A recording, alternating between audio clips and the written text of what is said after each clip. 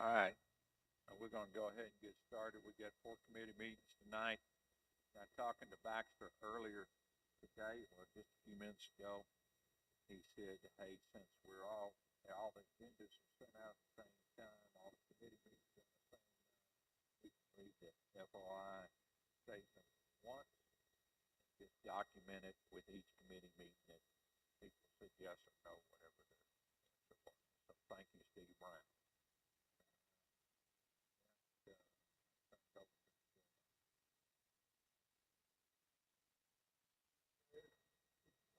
Personnel, Health, and Safety meeting, Tuesday, February 10th, 2026. Need to establish a quorum and a call to order. Mr. Ham, would you start, please?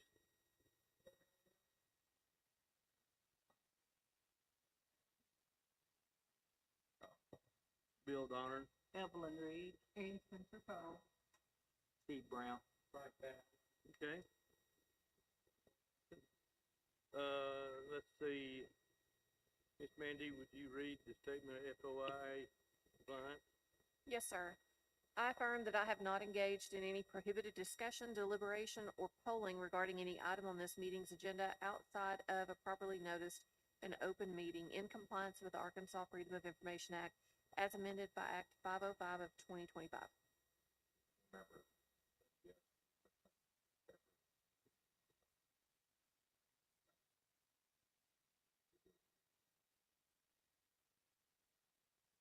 Would you like me to call roll? Yes, please. Okay. Alderman Baptist? Yes. Alderman Brown? Alderwoman Spencer Cole? Alderwoman Reed? Alderman Donner? Yes. Alderman Morrow? Yes. Alderman Hart? Alderman Valines? Alderman Lee? And Alderman Ham. Okay, thank you, Ms. Mandy. We need to approve the minutes from January 13th, 2026. Have a motion and a second. All in favor? Any opposed? Okay, that passes. All right, Ms. Mandy, we're starting off with fire pension request. You have information on that? I do. Mayor, would you like to start or Mr. Brown? Remind us that last year, the year it was brought to us with this request, get the information we needed. I will remind you that in 2020, got approved to increase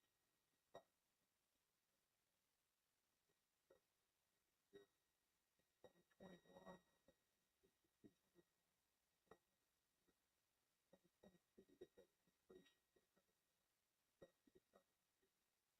Plus their 3% COLA they got moved over 2023 of 12.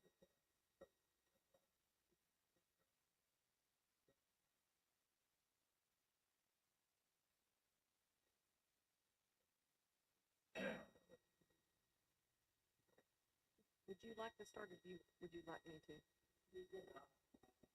Okay. Everyone will recall this is a protected group from a retirement perspective that we were required to basically have a special pension in place for them that we've been allocating money to through can't remember exactly the mechanism that we use to fund this, but they went years without an increase. They did receive several increases in a row. We did vote it down in 2023, and now it's come back. It came back last year for a request. When it was presented to me to potentially sponsor, the way I was looking at it was from this perspective.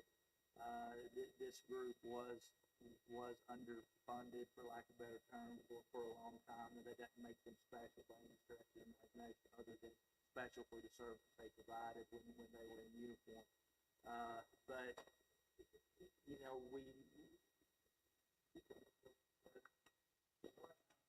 it to the person that was to me. I'm happy to sponsor this because I do think we need to look at it from time to time, but we do not need to continue to look at it as often as we have to. So if we were, kind of the consideration that I put forward, if we were to consider this, and I'll explain the consideration part of it in a moment, then we would need to press pause for an extended period of time before we would consider it again, giving time for the revenue to continue to pay down the unfunded liability and to protect the fund.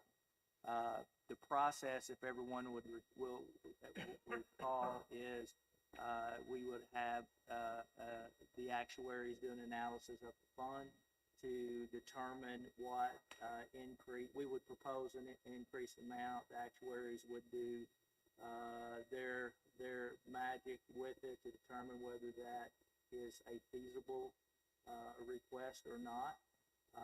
And part of that determination would be how it would continue to affect the ability to pay down the unfunded liabilities. I will be the first one to tell you, in years past, the unfunded liability has been my primary concern in any increase that we've considered, because we've got to continue to ensure the viability of the pool going forward until this group is no longer with us. So the request tonight will be to go ahead and start the process, ask the actuaries to do the analysis to make the determination if an increase is viable. So we're not voting on the increase, we're voting on the analysis. To initiate the analysis. How much is the study? Well, so the study is around about $1,500. However, you have to decide two things when you put it into the letter. The first thing is, what would be the start date? Would it be June 1, 2026, July 1, 2026? So you guys have to set that rate. And the second one would be, what is the monthly with 300? At that point, then the actuaries will go back and they'll work their magic. For reference, roughly the 1 mil that is designated, that was voted back in 1985, I believe, 1 mil is dedicated strictly for fireman's pension. Whether it's old pension or new pension, it doesn't matter. It's fireman's pension. It brings in roughly $700,000 a year. What's already designated for these 22 firefighters is $39,175 per month. And then anything that's left over at the end of the year, we take that exact amount and we go ahead and send it to LOPI to be able to pay down the unfunded actuarial liability. Right now, we roughly have 10 years to be able to pay off that entire actuarial liability, and they're 62% funded.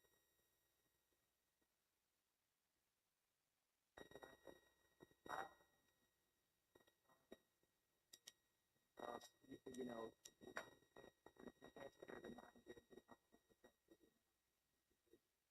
so I think to be fair to them, to be fair to the retirees, we could set a start date of July 1st. That would be fair to everyone, give them something to look forward to give the actuaries plenty of time to do the analysis. And based on the rough numbers, and again, my numbers are really rough. It's just based on what's coming in versus what's going out. If you add a dollar, a certain dollar increase, how much would we still be able to cut down at the unfunded liability? From my perspective, I think we could, from my numbers, let me rephrase that, I think we could comfortably, easy for me to say, do a $300 a month increase, but again, actuaries could determine that, or as a body, we could say, no, we're not comfortable with that, let's ask for a different amount.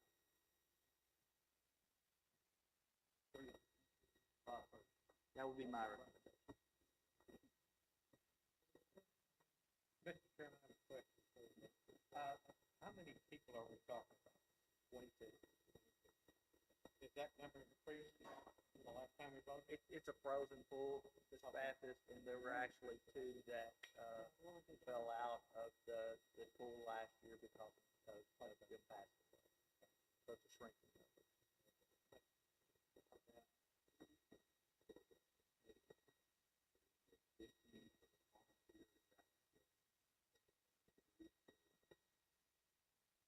That's for you guys to decide.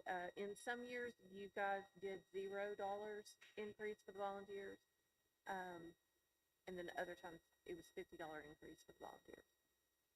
I believe there's only one volunteer.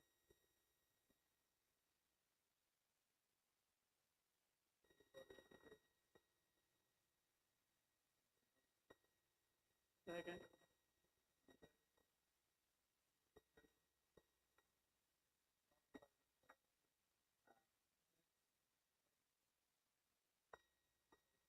Again, I just want to be clear that to everyone, now that it's, all we're committed to tonight is the actuarial study. Once the study comes back, then we would have to review it and make the determination if we were able to do anything and what we were able to do. So I just wanted to make sure that everyone was. One of the critical questions out of this actuarial study is, can we make up the unfunded liability in that 10-year period with this increase? Correct.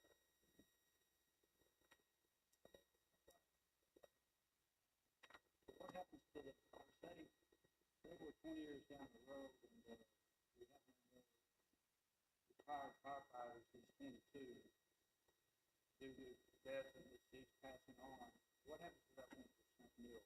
Is it retired? It does not retire. It is to be used for any fireman's pension, so that could be used for the current firemen that we have that are, towards paying for their lodging.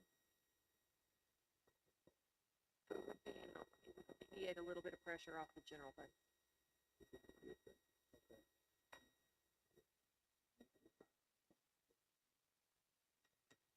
We can't submit it until, I believe it is April 1 is the first date that we can send the letter into LAPI for them to do the actuarial evaluation. Normally takes 6 to 8 weeks to get it back at that point, and then we'll get a formal letter. So I would say probably May-ish, maybe June is when you'll hear back. And we'll bring it back before this committee.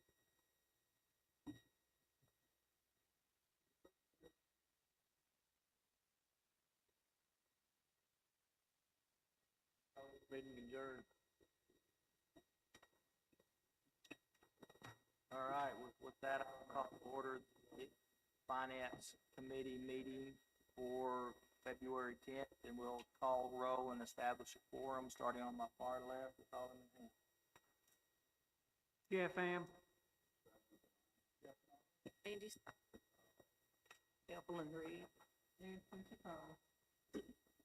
Steve Brown. Frank Bassett. All right, thank you all.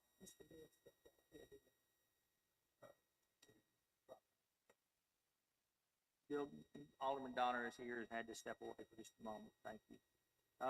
First thing on the agenda is the approval of the minutes from the January 13th meeting. I'll entertain a motion to approve. So moved. Second. Motion and a second. All those in favor say aye. Aye. Any opposed? Motion carried. Next thing is Benton Utilities. Nobody here? Okay, all right, we'll move on from there. The next thing on the agenda is the CLG grant acceptance and budget amendment. In October, the council approved the CFO and the mayor to submit a grant through the Division of Arkansas Heritage to secure funding to hire a firm to complete an Arkansas Resources Survey of the historic downtown district of Benton and to attend the national training for one of the commissioners. Last week, we received notice that the city of Benton was awarded $17,000 in grant monies. A resolution will be needed to accept the grant combo with a budget amendment for both the associated revenue and expenditures. So we'll need a motion to move forward with the resolution to accept the grant and make the budget. Motion on the table in a second. Any discussion?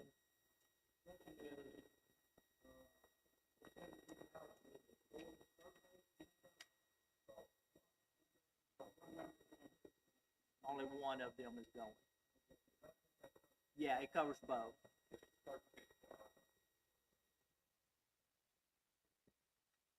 Any additional discussion? All right, all those in favor say aye. Any opposed? Motion carries. Next thing on the agenda is the Ralph Bunch Connector bid recommendation. The city of Benton advertised for bids for the Ralph Bunch Connector Trail that will connect Ralph Bunch Park to the bike park. We received 7 verified responses, and the recommendation is to award the contract to Wooster Construction in the amount of $341,811. This project is fully appropriated within the 2026 Parks O&M budget and the Metro Plan Surface Transportation Program Block Grant that was awarded to the city in the amount of $345,000. Mr. Chair, Did I- just for clarification, a McClellan engineer is the one that researched it and made the recommendation. Okay, thank you very much. And I'm assuming they have experience with that. Okay, good deal. Any discussion? Not, I'll entertain a motion. Motion and a second. All those in favor say aye. Any opposed? Motion carried. Next thing on the agenda is, court automation request. Judge Clay Ford requests approval of district court automation funding for Spartan, prosecutor, a specialized prosecutor case management system offered by Spartan Technology Solutions in the amount of $22,120. Prosecutor's office has sent a written request that is included in everyone's packet. Mary Grace Daughtery from the prosecutor's office will present and answer any questions. Did that? I'm sorry. I'm reading what's in front of me. Would you guys mind coming up and just describing a little bit of what the request is, and so we can get a good feel for exactly what we're approving?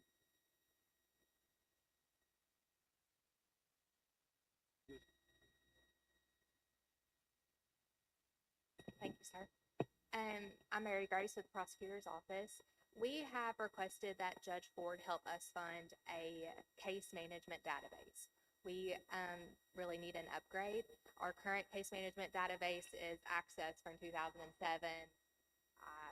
It's a problem.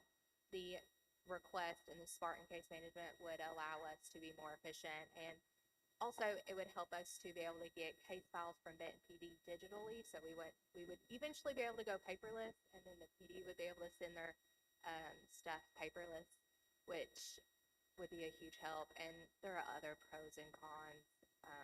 Well, mostly pros. I'm not going to mention any cons tonight, right? It's all good. But that's basically what it is. It's a database and a case management system that would help our office just be more efficient and come into the digital age. No, sir. There is an upfront initiation cost, for lack of a better phrase, that our office and the county will cover. The $22,000 is a annual cost. Right now, we are asking Judge Ford to fund the first year and then tentatively following years. And that's where we're at. The case management system we have, I think, will be obsolete in a couple of years. There's going to be a massive transformation at the prosecutor coordinator's office.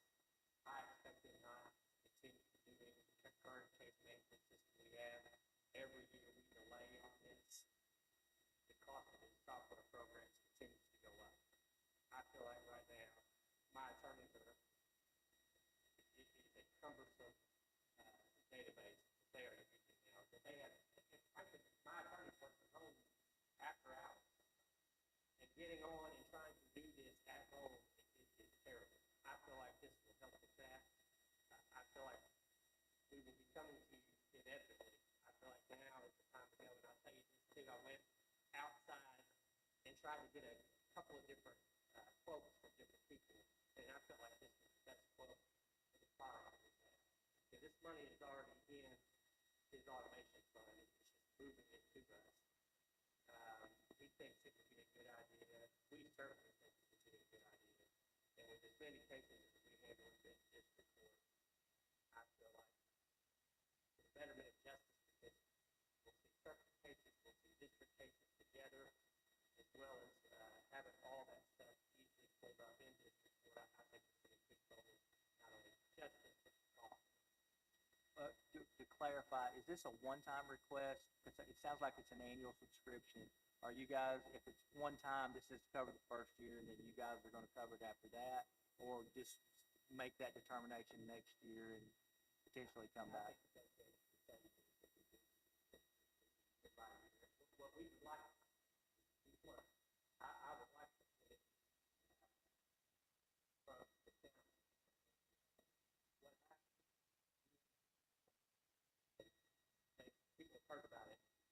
open pay. And what that is, that's the money from one of our personnel from my, and I was working, I was fired. So I had to go to the county and ask for money to cover the personnel costs. And we thought from the bid on the, with the court's permission, because this is something we talked over with the court. With the court's permission, hey, we got our. There was another thing that kind of triggered on it. And that's from Okay, so at this point, it's just a one-time request, and then we'll figure it out from there. Okay, we'd like it to be an annual deal. For the city of county, we'll kind of go from there. okay, okay, all right, good, good. Additional discussion? Not,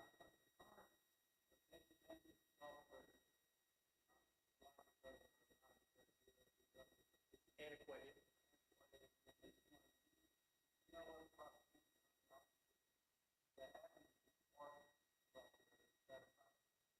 We called, other offices, we told them to give us a list, the answer to the question is yes.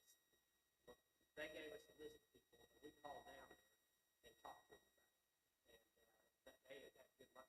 You know, what we have found, what I found when I was looking at all this stuff, you have a group of prosecutors that use this cartel, golden state. It's out of our price range. It is twice. And then they had this civic guy. We talked to people, I think, Mississippi, that use this. They thought it was fine. So that was what our review was. And we also had by the salesperson. And they just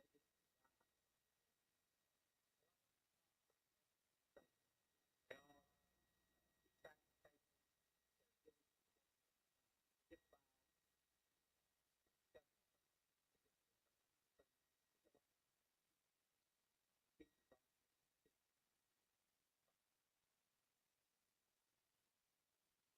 I will add, side note, the Spartan case management software does help us with our subpoenas for law enforcement. So in Benton District Court, our office subpoenas Benton police officers to make those traffic stops and identify the bench trials in front of Judge Ford.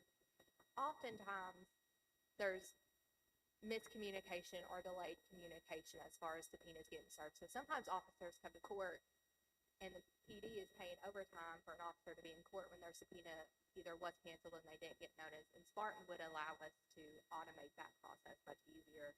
And so there is the potential that it could also help alleviate some costs on the PD as well if we can get a good case management software and be a little bit more organized. In our case, management system does not do that. It does not. Theoretically, right, based on my research and and knowing how district court operates, you know, we haven't had an outside company research it, but logically, yes, it should.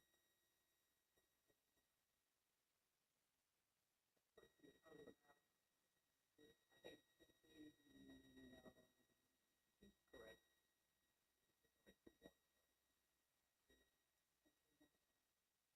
any additional discussion?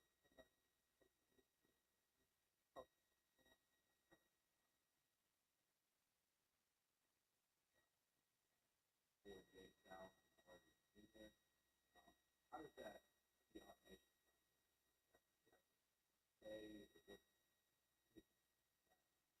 So the automation fund is funded by, there is a fee that defendants pay monthly in order to have a payment plan. And so defendants historically have paid $10 a month. The state just changed it, it's like $7.50 a month, and a percentage of that $7.50 a month that defendants pay in order to have a payment plan to pay their fines and court costs, that helps fund the automation fund. So it is a kind of a continuously growing or collecting.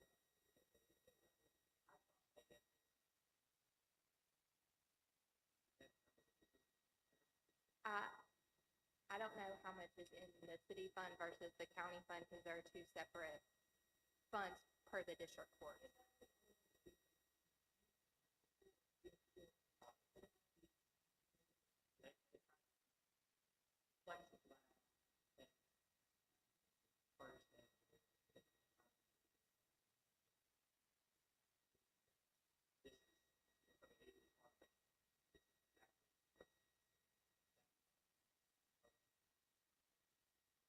additional conversation, if not, there's a motion on the table to approve.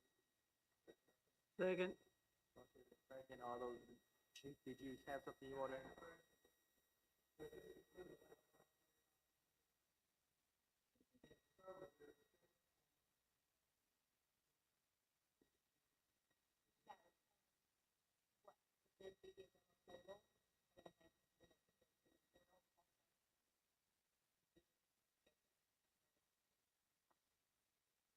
Thumbs up from the chief. Now we have a motion and a second. All those in favor say aye. Aye. Any opposed? Motion carried. Thank you very much.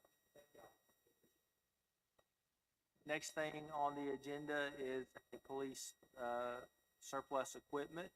Chief Hodges requests to surplus 3, police vehicles that are beyond their safe capabilities. Each of the vehicles has over 100,000 miles. We've done, Chief, nothing, same normal stuff.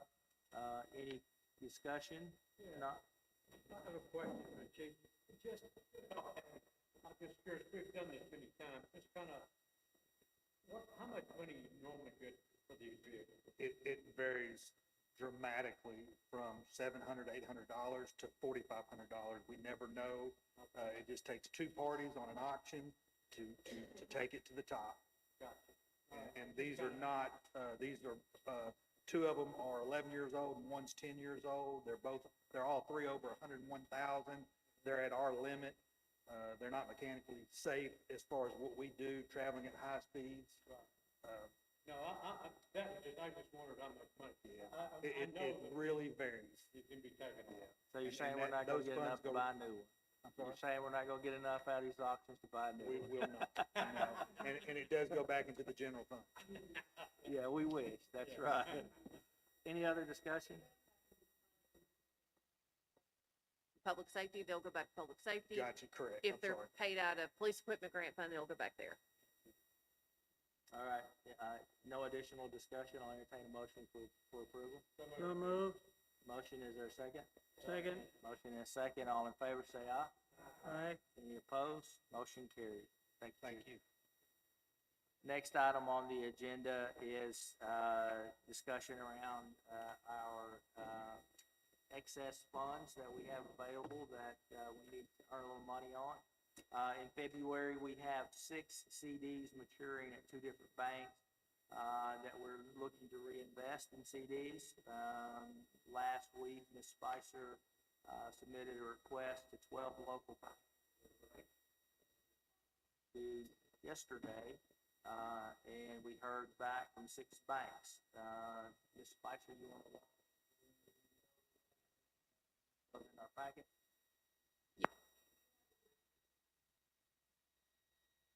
Rubric inside of your packets that details the 6 banks that did respond back. There is one that will stand out to you. It is Bank C. That is the highest rate for 6 months and 3 months. We do have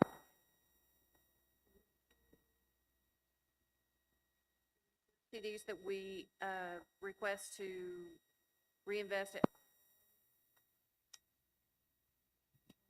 And we have 3 at 1 million.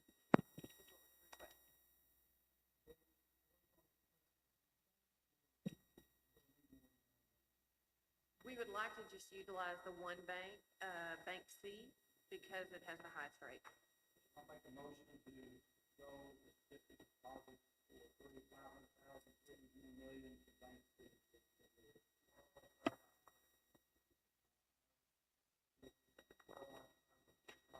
Or do we stop? We'll stagger, there will be 1 million that is for 6 months, the rest are all 1 year. Okay. Is that part of your motion, Mr. Morrow? All right, the motion on the table, is there a second? All those in favor say aye. Aye. Any opposed? Motion carried. Next on the agenda is the, annual true-up resolution. We'll recall each year, we finish the fiscal year, we're required to, true up the year-end financials with, how we actually finish from a budget to actual finish perspective. This is something we do every year. It's time to do that again, and, anyone has any questions or discussion, we're happy to provide additional detail. Not, I'll entertain a motion to approve. So moved. Second. Motion and a second. All those in favor say aye. Aye. Any opposed? Motion carried. And finally, the January 2026 financial, Ms. Spicer. Do you want to start? Okay. So if you'll open up your book, you'll notice that again in your left-hand pocket is your January sales tax. For January 26 over January 25, it was a 6% increase, which is pretty strong starting out the year. Again, if it follows like how 25 was, it'll be kind of all over the place as to how we get increases. We just try to watch that closely, make sure we provide that to you guys so that you can have informed decisions. If you'll go open up to the general fund tab, you'll see that for the month, we ended with in the hole $954,000. There's some great reasons for that. January had 3 payrolls, and roughly a payroll in the general fund is $625,000. Each month and each year in January, we also pay the legal defense fund, which is how Municipal League represents us. That's roughly $100,000 for the whole city. And then workers' comp, that's another one-time expense that happens inside of the general fund. It was $205,000. All of that adds up to what we're roughly in the hole. I do think that we'll be able to catch up throughout the rest of the year. February sales tax is the December sales tax, and we hope that that's another strong month. Same thing with the following months. So if you have any questions and want to go over it in detail, just give me a call, and I don't mind doing a one-on-one session. Think anyone wants to review in committee tonight related to the numbers? Any other business to be brought before this committee? All right, I'll call it adjourned. Thank you. Jason?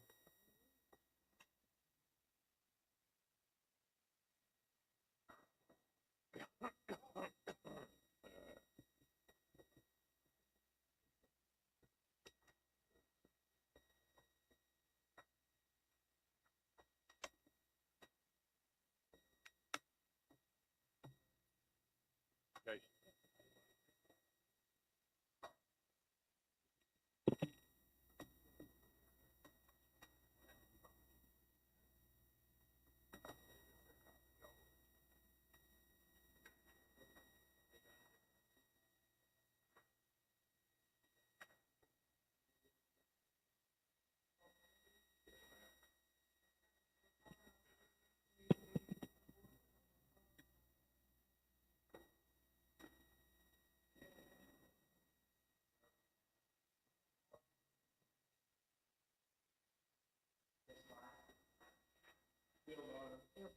And Spencer Cole. Steve Brown. Frank Back. Thank you. Next, on the agenda, I called, for approval for our minutes for our January 13th, 2026. I have a motion and a second. All in favor? Any opposed? Okay, approval of our minutes. Next on the agenda, we're calling for our P and Z. We have an ordinance for proposed zoning amendment change for the school zoning district. Do you have any questions from our council on this topic? Any from the public? Okay. Next on the agenda is the ordinance to rezone 707 Columbia Lane from C2 to R5. Any discussion from the council? Any from the public? Next, we have an ordinance to rezone Longview Street from R2 to R5. Any discussion from the council? Any from the public? Okay. Next, we have an ordinance to rezone Gales Ridge subdivision from LI to R3. Any discussion from the council? Any from the public?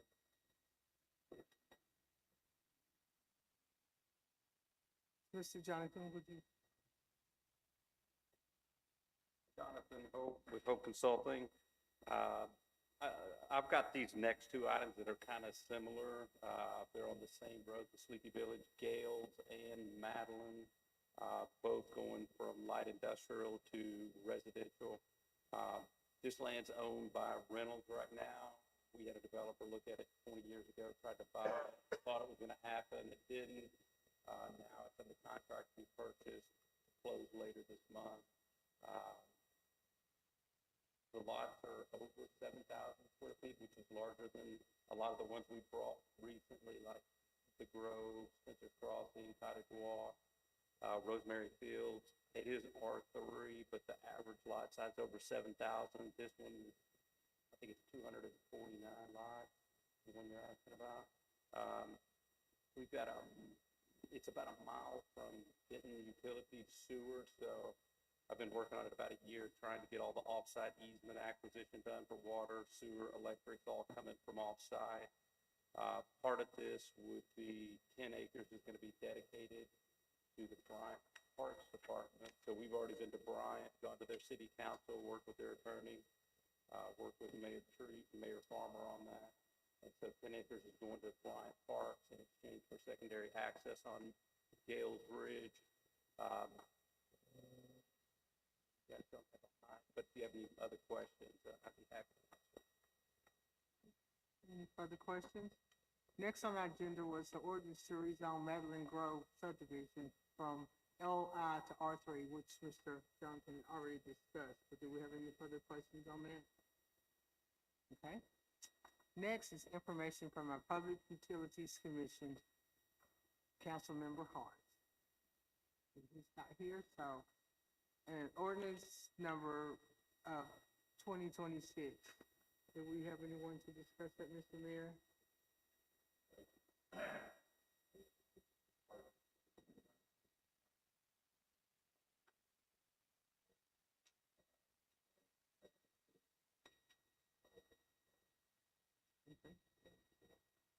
Okay.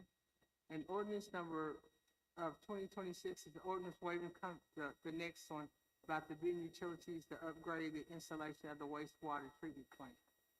Do you have any discussions on that? Okay. Advertising and Promotion Commission, there's no items. And then on the other, appeal sign variance denial of 1703 Military Road, Sonny. Do you have any discussions on that? We have no other discussions. I will adjourn this meeting.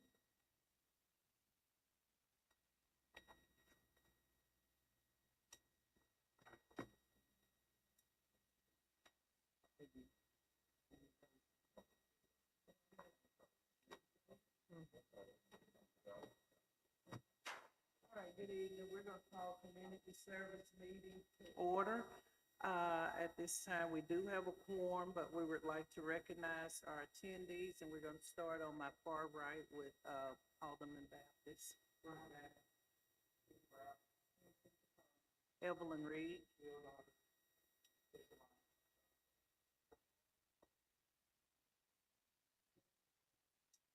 Thank you. At this time, the chair would entertain a motion to approve the January 13th minutes. We have a motion and a second. All in favor? Any opposed? And that should be January 26th and not 25. Okay, under new business, we have this one item, and that is a condemnation at 1607 Neely Street. Mr. Jason, are you going to, Tyler? Good evening, how y'all doing? My name's Tyler Ritchie. I'm the code compliance officer in the community development. We just have one item tonight, 1607 Neely Street. There was a full fire. It was a complete loss in August 2025. We've been in contact with the property manager of the mortgage company at this property, so they're aware of it. They're gonna look at getting it cleaned up, but they doesn't know the time frame that they're looking at. We're asking to send this to full council, which would be April 27th for condemnation. This property is located at the intersection or near the intersection of Neely and Hickory Street in the Ralph Welch community. Do you have any questions? Thank you all. Okay, the chair will entertain a motion to take this item to the council. We have a motion and a second. All in favor? Any opposed? Motion carries. We do not have anything on the old business.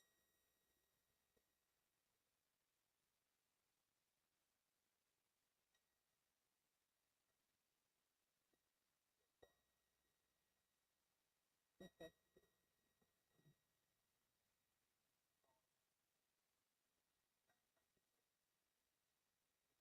There was the appeal of a denial for a variance for the Sonic. They brought the variance to the Planning Commission, the P and Z meeting last week, and it was denied 5-2.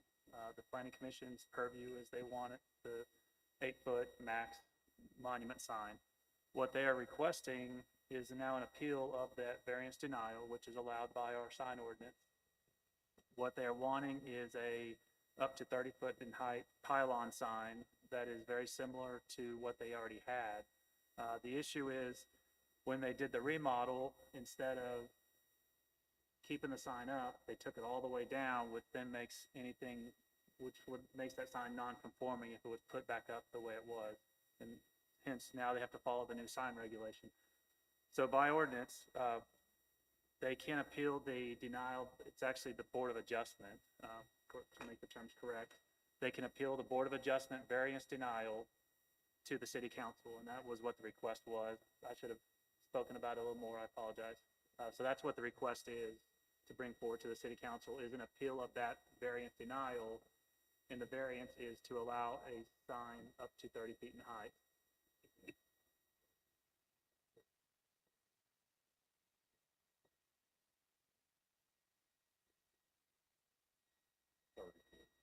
Yes, I believe, this predates me, so I believe they merged two lots, so their site plan has actually gotten bigger, so yes, the sign has shifted a little further, I guess it would be to the east along Military.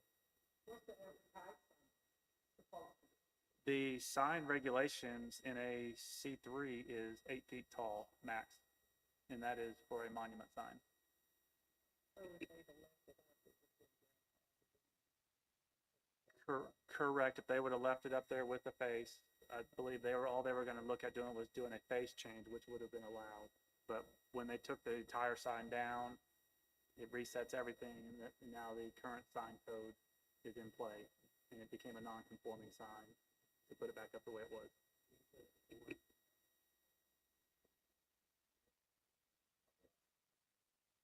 So our Planning and Zoning Commission acts as the Board of Adjustment. So most items that appears on our agenda for P and Z is Board of Adjustment if it's a variance, and that is a Board of Adjustment, which in our ordinances, the Planning and Zoning Commission is also the Board of Adjustment. So it has gone to the Board of Adjustment. It was denied 5-2, and they are now seeking, once we looked over our sign regs and saw that, okay, the Board of Adjustment is not the final say in it. Typically, Board of Adjustment is the final say on matters, but the sign ordinance says there can be an appeal of a Board of Sign Adjustment or Board of Adjustment.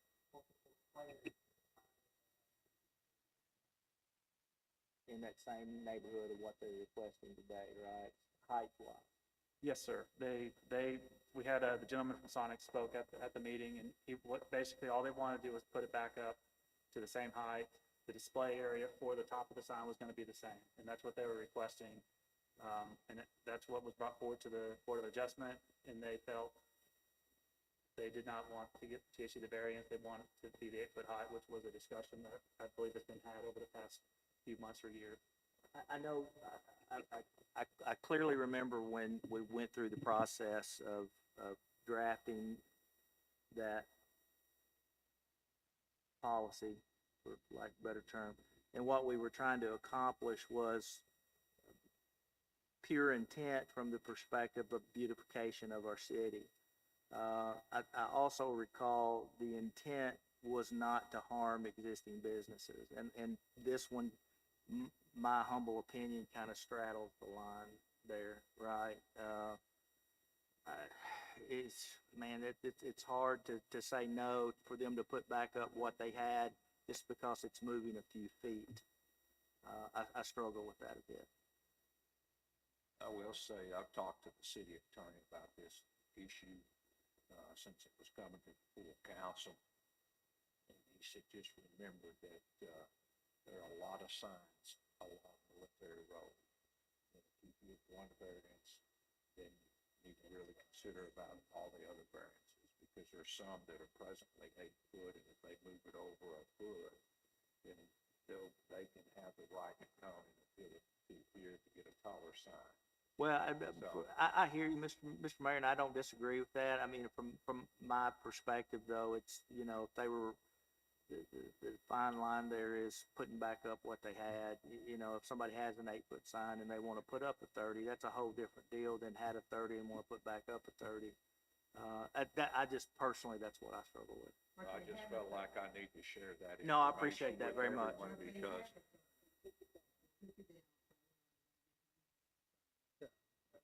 it's got to be moved from the original spot to the center of the lot.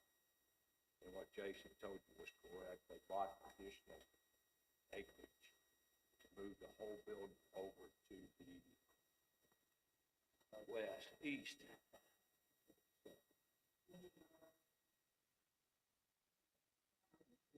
Been a long time. 40-some years. Or close to 50. And I don't feel like that it's necessary to reduce their visibility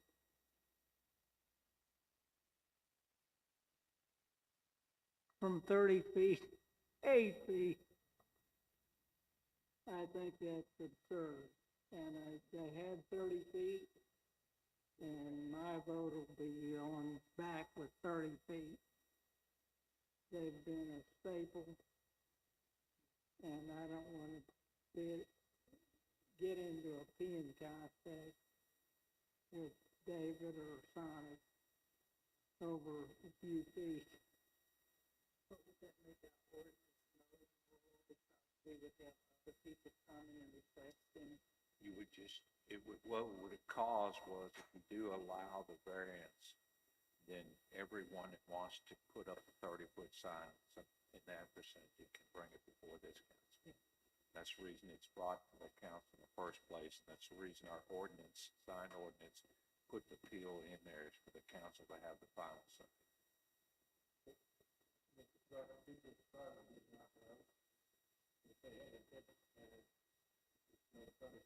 Not any problem. It was. It was already there.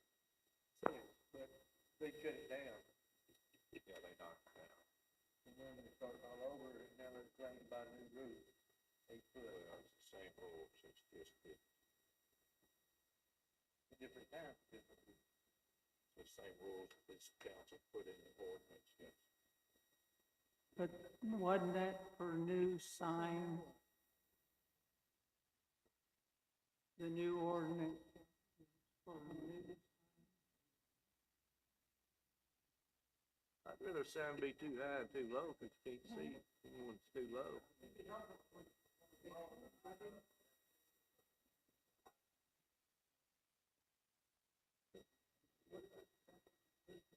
Sorry, right next to Advance Office.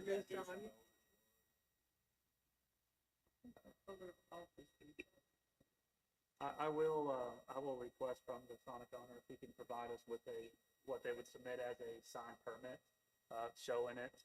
And I will try to find some pictures of what the original sign was. So what we have here with the sign ordinance is no different than a zoning, or if a building was demolished, and a new business wanted to come in and it was the wrong zone. So it would go from a grandfathered non-conforming use to non-conforming. And that is unfortunately what this sign has become. When they took the whole sign down versus just replacing the display board on top, it became it was already a grandfathered non-conforming use when the council voted to approve and amend in the sign ordinance. Unfortunately, once they took the complete sign down, they are now starting from ground zero. The applicant wrote a I feel a very intelligent letter on why they are requesting the variance and why they feel like they should receive it. I'm being non-biased on it. And I would encourage the council members to read that and make a decision. And I will try to have the additional information that's being requested in the council packet for you.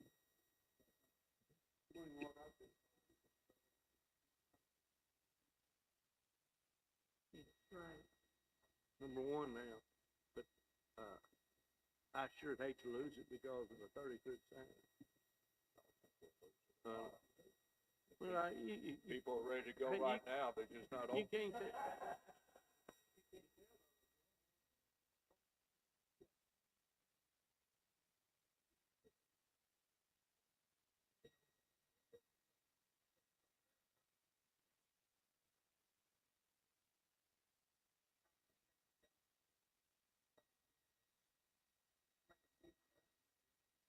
That's the reason it's brought before this council.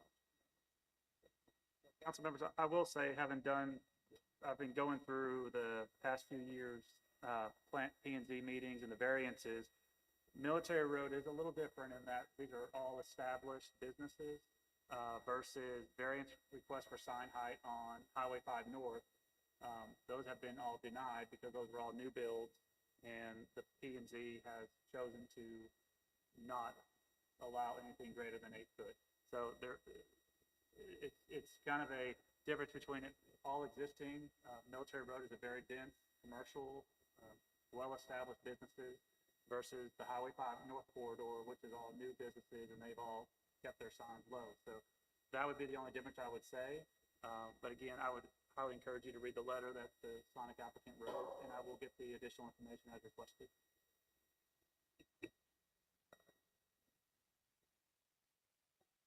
Further, we have the DRC monthly report for the month of January for you to review on your own. Is there anything else to come before this committee? If not, we're adjourned. Thank you.